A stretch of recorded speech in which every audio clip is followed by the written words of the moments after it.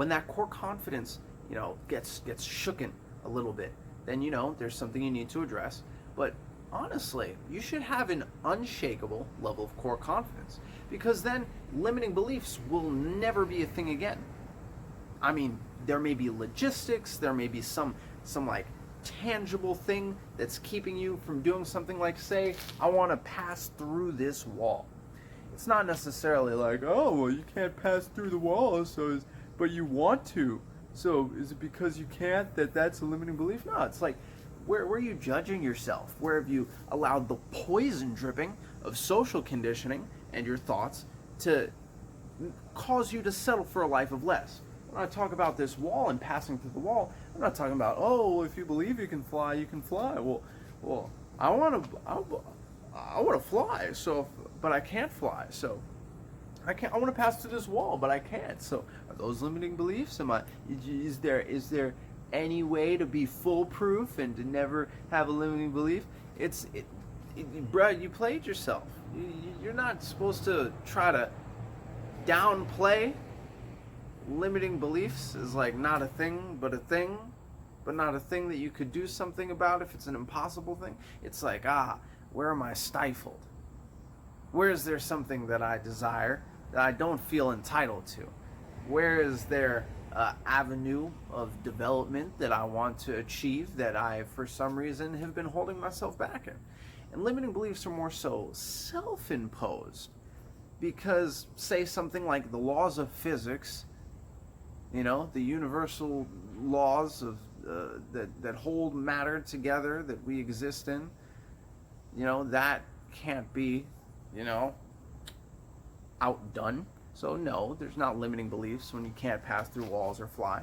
But that poison dripping of you letting yourself settle for less is a limiting belief. Anywhere where you have chosen to settle for less, your own poison dripping, that's a limiting belief. Very, very real in many ways. Now, you want to be the world's greatest this, the world's greatest that, but then for some reason you think that, I can't do it. Limiting belief. You question your self-worth, your judgment. You don't feel entitled to the best. Limiting belief. And a good way to judge whether you've settled for less is to think of the highest tier, highest paradigm of something. And look and be like, well, why do I not feel entitled to that? Why do I feel below it? Limiting belief, automatically, red flag, easy way to spot limiting beliefs. Then you just, I must have poison dripped myself into realizing that, that wasn't something I could attain, wasn't something I resonated with as being. And then you're like, all right, well, I'm self-aware of these poison dripping blind spots that I've been harboring. And you address that poison dripping. You're like, all right, well, I do tell myself, the goal is far away. I do tell myself I'm not enough. I do tell myself that I'll be happy when.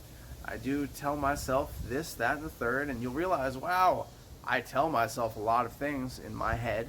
It may not even be intentional. It could be part of social conditioning.